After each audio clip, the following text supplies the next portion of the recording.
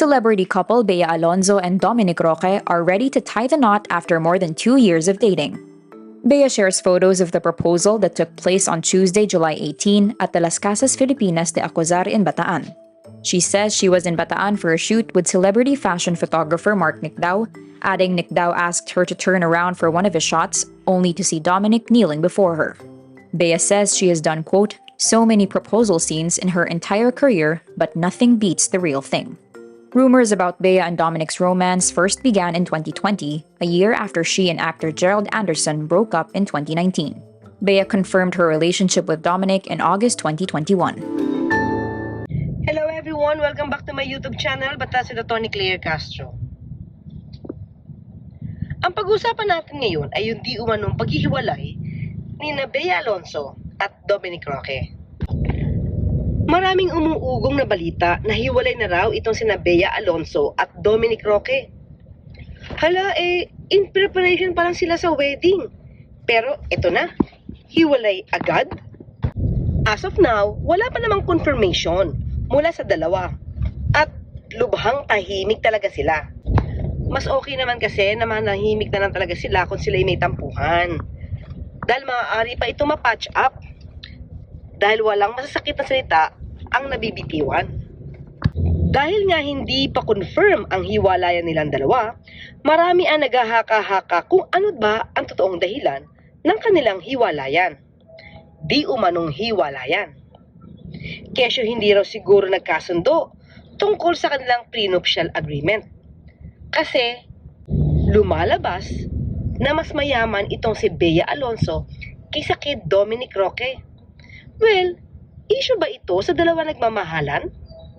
Siguro kung may nakikialam. Pero kung silang dalawa lang, madaling maayos ito kung mga ari-arian lamang ang magiging issue sa kanilang dalawa. Sa HQmanila.com, lumalabas na pang-5 sa pinakamayamang celebrity itong si Bea Alonzo na may net worth na 1.4 billion pesos.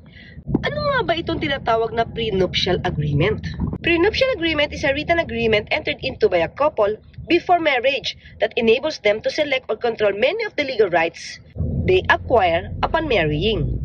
So, ito yung pagpasok sa isang kasunduan ng ikakasal kung paano nila i-manage ang mga properties na na-acquire nila bago ikinasal at mga properties na na-acquire nila during their marriage. Dito sa ating bansa, ayon sa ating batas, may 3 klase ng property regime. Ito yung absolute community of property, pangalawa yung conjugal partnership of gains, at ang pangatlo ay separation of properties. Pag sinabi mong absolute community of property, kung wala kayong prenuptial agreement at kayo ay nagpakasal nang hindi pinag-uusapan kung paano i-manage ang inyong mga properties na na-acquire before the marriage, automatic, by default, mangyayari ang inyong property regime ay absolute community of property. So ano ba itong absolute community of property? Ang ibig sabihin nito, lahat ng properties na na-acquire ninyo before the marriage ay magiging pag-aari na ninyong dalawa.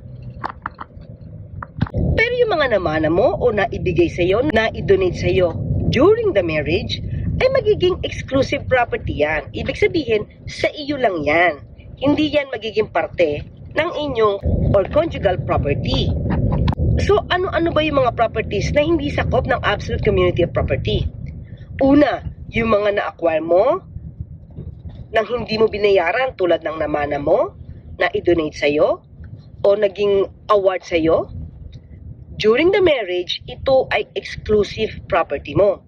Pati yung mga alahas mo na personal mong ginagamit, ito ay exclusive property rin.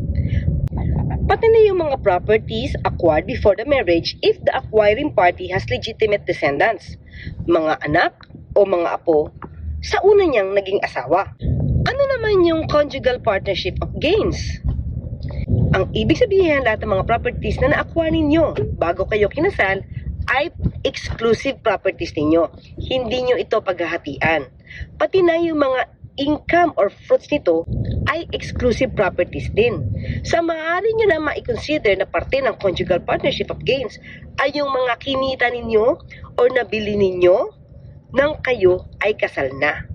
Sa conjugal partnership of gains, yung mga na-acquire nyo lang during the marriage, yung trabaho nyo, yung naipondan nyo habang kayo ay kasal, yan ang magiging parte ng conjugal partnership of gains. At ano naman yung separation of properties?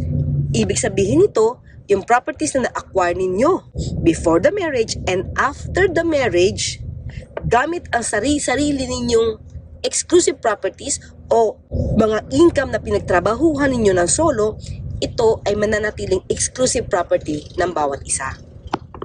Sa kultura kasi natin, kapag pinag-usapan ng prenuptial agreement, parang hindi pa kasi tanggap.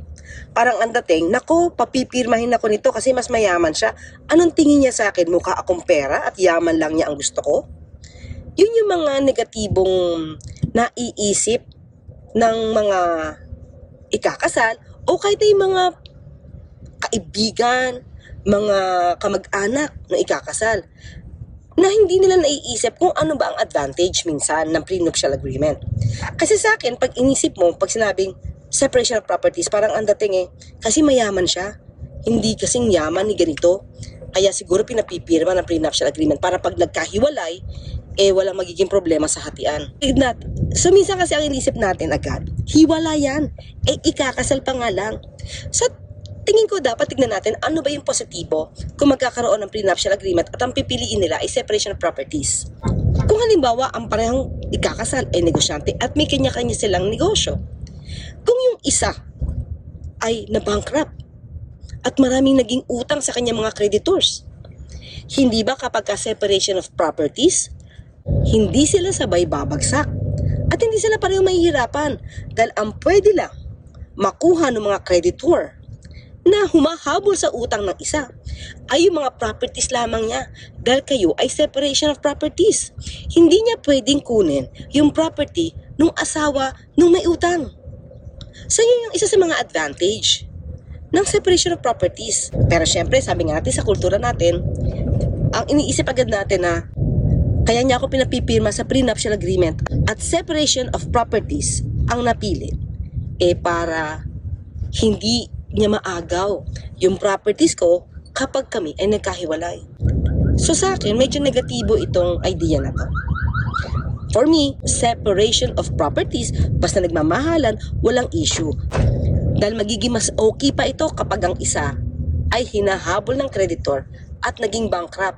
Dahil yung isang asawa ay pwede pang tumaguyod sa kanyang pamilya dahil hindi apektado ang kanyang properties. So anyway, sana ipagdasal natin na maging maayos ang relasyon nila Bea at Dominic. Hanggang sa muli, magkita at magkarinigan tayo. Ako po sa Tony Claire Castro, nagpapaalala, huwag tulugan ang inyong karapatan.